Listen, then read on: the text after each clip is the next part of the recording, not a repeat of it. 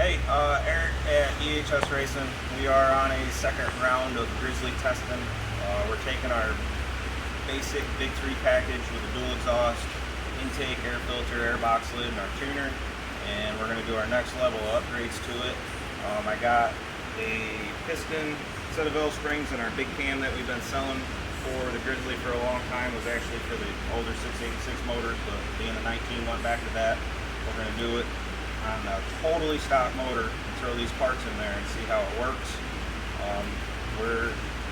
We originally built this four-wheeler, I want to say a little over a year ago. It was sitting at about 38, 39 horsepower. We did some new baseline testing today.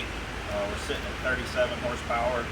We're going to see if we can knock all these parts out, put them in here this afternoon, and do the new video to show you where we're at. It may end up being tomorrow. Hopefully. So I'm going to show you a baseline pass of where we're sitting right now, and then these are the parts we're putting in. I'll probably shoot a video of us putting it in, maybe two, and then we'll do some other testing. You can see how hard it is to make the next level of horsepower, and if you want to go down the next rabbit hole.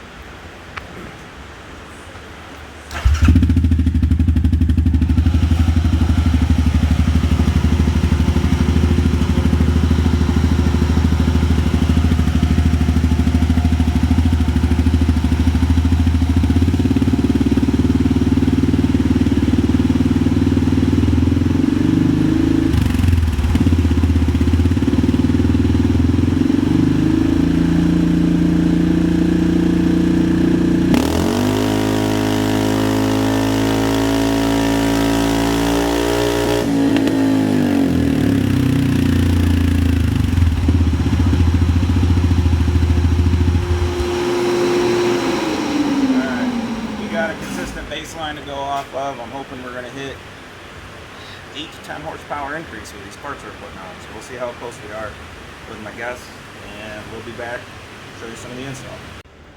Okay, we are in the midst of tearing this apart. I'm going to show you guys a quick little overview so you're not so scared attempting putting the cam in. Alright, so you got rid of the footwell, access cover, throttle body's off, cover, tappet cover up here, which can come off later. I guess the main thing I wanted to show y'all, before you take loose the timing chain, you want to come in here and get it. Check out that mark. That mark, let's see, finger in the video. That mark should line up with that cutout, or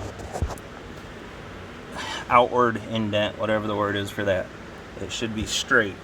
And it's kind of hard to get in there at it really straight, but if it's not lined up perfect and it's to this side over here, like it's a half a tooth off, that is when you have cam chain stretch.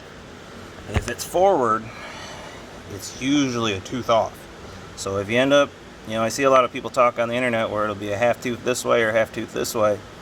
Generally, it's supposed to be behind this mark right here, and then you need a fresh timing chain and it would line it up good. If it ends up being over here on this side just a little bit, it means you got timing chain stretch. That as it goes around here, your timing chain stretches and lets it roll. So just take that into consideration. You should always look at it, make sure your mark down here lines up and the mark up there, so you're putting it back together right and you're not guessing on where it should be. You'll know, you'd be pretty sure a good running bike it wasn't off to start with, and then you just go back there. What else? So you got exhaust is out of the way. After this, we're going to pop these two upper 10mm bolts out. That'll allow us to pull the sprocket off, drop the chain down.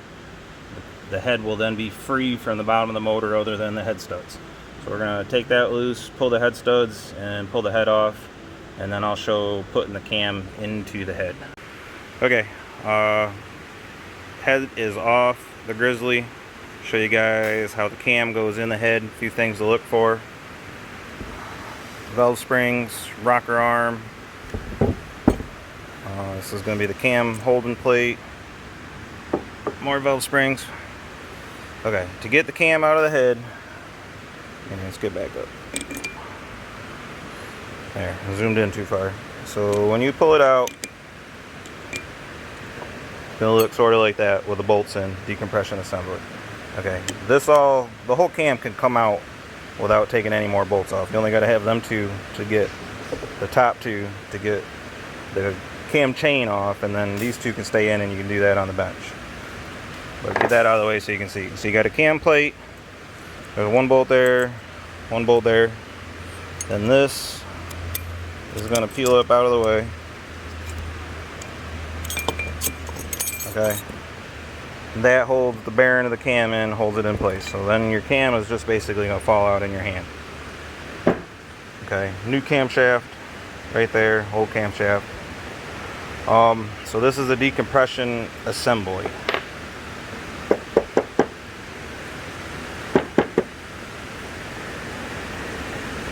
Okay, decompression pin. The camshaft I sell is going to come with a new pin. You line it up. If you can tell in the video, the new one is going to be shorter. The stock one is longer. So when you're in the land of aftermarket stuff, you kind of work with one decompression pin for all the big cams. Personally, I think this one is a little too short. It makes the bikes turn over a little harder. So on a cam of this size, I will usually use the stock pin and modify it. So looking at the stock cam, so we're going to find the shorter one and not use that. The shorter one is going to be the one that comes with the cam. The longer one, what you want to do, so we're going to slide it in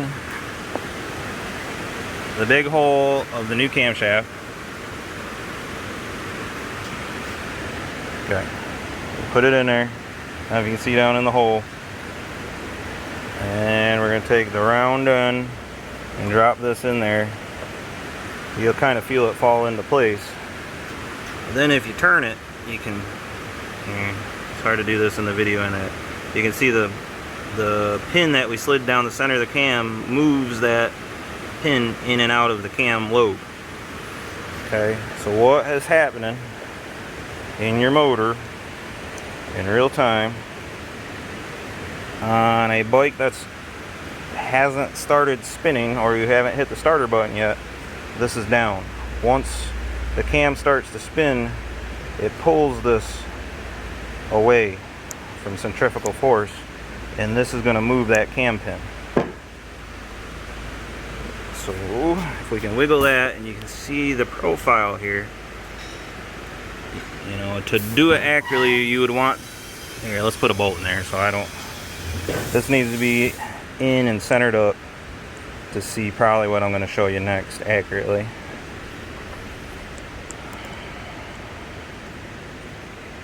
Okay, so that's in its stock position. Alright, but we can see how much that pin sticks out. That is really too far, but that would technically work.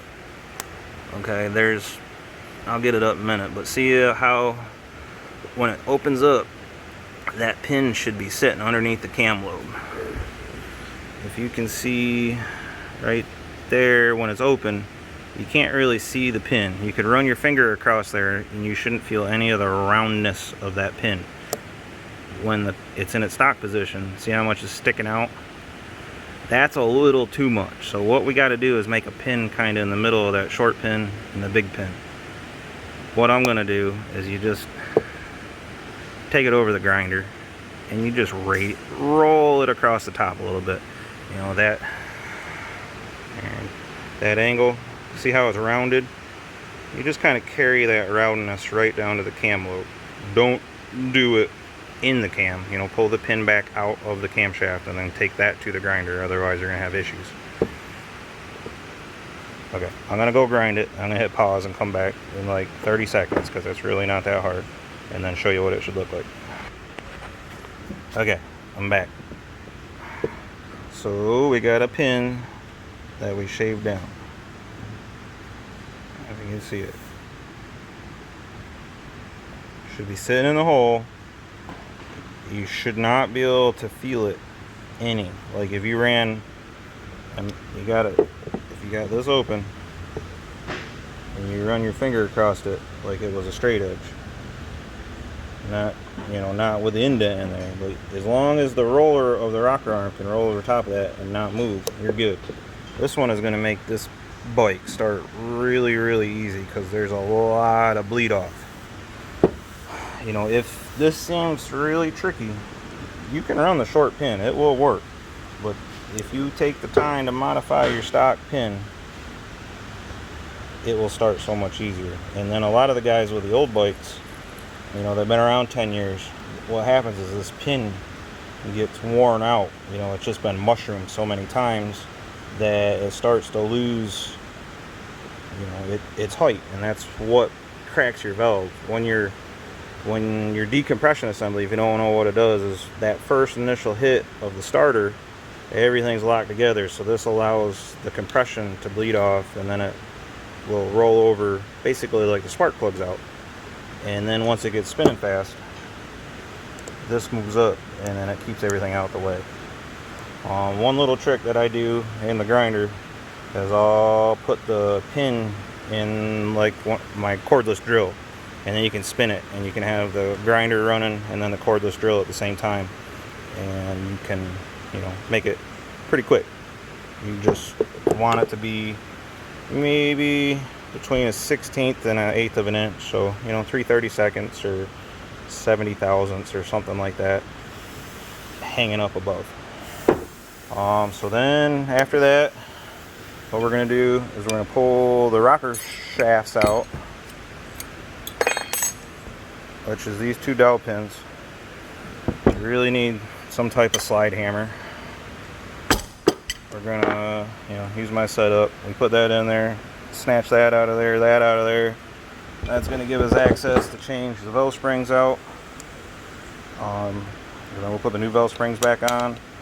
Do the camshaft. I'm going to cut one rocker arm just to make sure we got enough clearance, which I'll log back in and show you guys that, and then we're going to throw it back together. Okay, I'm going to be swapping valve springs. Valves are out. Just a quick glimpse of this valve spring. This is a dual rate spring tie retainer, stock valve spring, single rate. You know, honestly, I think these stock valve springs would work with this cam. I just have never tested it yet. I'm gonna probably do it on one of my bikes soon and see. You know, I've seen some big cams come through with springs and Raptors that are just like this, and they've lived, especially with the RPMs we see on a Grizzly. I'm pretty sure we could do this, but you know, this just bulletproofs it. It will never drop a valve with this valve spring, you know, at least due to valve float. So I just want to show the spring before I throw them in there. I'll be back in a minute. Okay, we got all the parts swapped out. I'll show you a quick video, a couple more helpful hints. Valve springs are installed. The retainer and the base, you got to take the valve stem seal off to put the base on, so good time to put new valve stem seals on there. We swap both sets of springs out. Loctite on every bolt on the camshaft. Okay, 1, 2, 3, 4. Do not forget to Loctite them, or that is bad news. Final, you want to make sure this pin is all good. After everything's bolted down, everything's free. It's not sticking. Otherwise, it will hang and it will be a hard starting machine. Everything's free. So what we're gonna do, we ground the rocker arm. I guess I'll show you that. You know, it generally will fit in there without grinding this, but I may put a bigger cam in this one yet, being it's my guinea pig. But you have to cut the rocker arm. Let's see. It's kind of hard to see because it's all shiny. Let me get a pointing device. You gotta grind it right here, right there, and along there, and up this face. You don't have to remove a lot. This would have kind of went out a little more flat there, so we probably removed, for this application, maybe 30 to 40 thousandths. We just did it on the grinder. You just cut it real close to the bearing, you know, almost touching it, but to try not to touch it. If you do, it's not a horrible deal, but keep your grinding wheel off of that. Cut it right there, right along there, and keep the profile all the way across, and just shave it down, you know, clean it up a little bit. If you get some debris in this wheel, it's really not a big deal either, but you do got to clean it out. It's a needle bearing. Hit it with some brake cleaner, some air. They usually clean right back out. After that, you know, don't drop it. Drop it into place.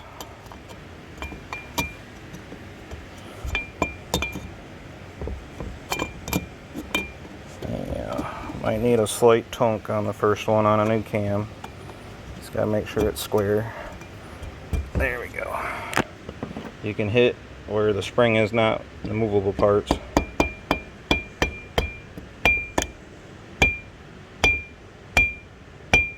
Okay, we'll get that into place. Everything will spin free. We'll end up putting this cam plate back on after our rocker arms. You know, we're going to slide them down through. We'll get this one first over here. Make sure you put the threaded side out, otherwise the next time you go to take it out, you're not going to be able to get it back apart. So get that one in, rotate the cam, put the intake side in right there. Bada bing, you almost got horsepower. Okay, set the valves on the bench. After the rocker arms are in place, you can set your cam. You know, your imaginary top dead center. You don't even got to put your sprocket on. You just got to make sure it's kind of sitting in that area. And you can set your valves out here on the bench where you can get to it really easily, and then you don't got to do it on a bike. I'll be back. Alright, last video assembly, shiny piston. Cylinder studs 35 foot-pounds, head studs 27 is factory. Make sure you surface everything, lube everything well. Make sure you gap your rings. Okay, I'm just showing you some shininess. Alright, cams in, pistons in, parts are in. We did one heat cycle, a couple passes to try it out, did a quick adjustment of fuel, and we picked up, like I said, let me get rid of some graphs here so we can see it cleanly.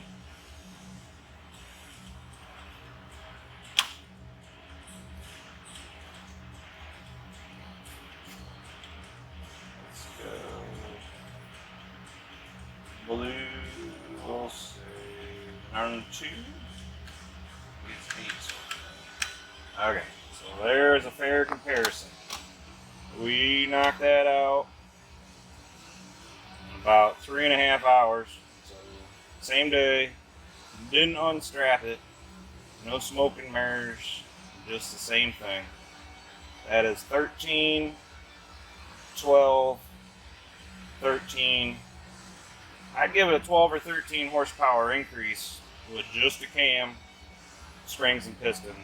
And the piston really isn't even broke in yet. I'm going to expect tomorrow morning when I come in after this is cooled off and wet that we're going to break 50 with it. So I mean, you're going to be hitting 60 mile an hour real quick. You may not run with a Can-Am up top, but them smaller Can-Ams, they're going to not know what's up out the hole with this little joker. So, nice and clean. You can't tell nothing. Our same fuel map we run with our big 3. Our baseline settings right now. Get it in there upside down.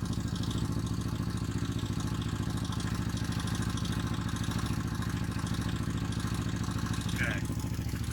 We're gonna do one more pass just to show you, and then we're gonna come in the morning and finish it out.